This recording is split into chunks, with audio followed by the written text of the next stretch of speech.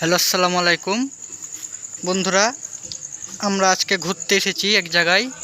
আমরা শুনেছি এটা আসলে একটা গাছ, কদম গাছ।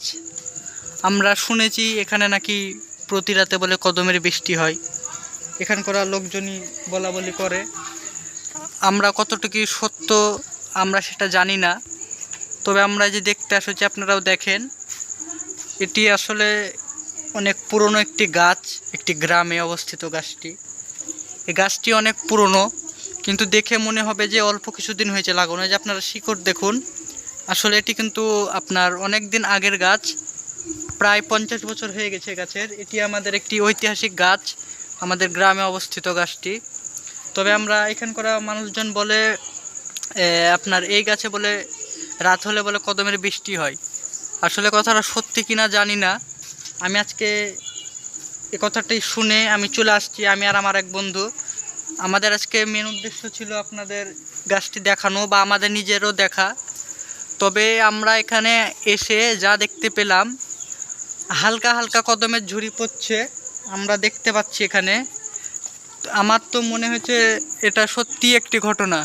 দেখুন বন্ধুরা, এখানে কিন্তু রাত বেড়াতে এরকম হাওয়া হয়, দেখুন আপনারা। আসলে আমার মতে তো মনে হচ্ছে এটি সত্যি। এখন আপনাদের মতে কি হচ্ছে মনে হচ্ছে, আপনারা অবশ্যই কমেন্ট করে জানাবেন এটা। ঠিক আছে বন্ধুরা। আর এটি ঐতিহাসিক গাছ, একটু আগে আমি যেটা বললাম, এই গাছের বয়স প্রায় 50 বছর। আগেকার লোকরা এরকম কদমের ইয়ে করতো। দেখুন কেমন গাছের উপরে শব্দ হচ্ছে, মনে হচ্ছে আমার।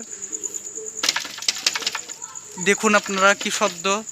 আমার তো মনে হচ্ছে আসলে এই গাছে, এই আপনার কদম গাছে কিছু আছে। তবে এটি আমরা ঘুরতে এসে আজকে এটি জানতে পারলাম।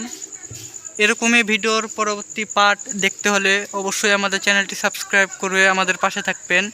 আর এরকম পরবর্তী ভিডিও দেখতে হলে আর আপনারা অবশ্যই কমেন্ট করে জানাবেন ভিডিওটি কেমন হয়েছে।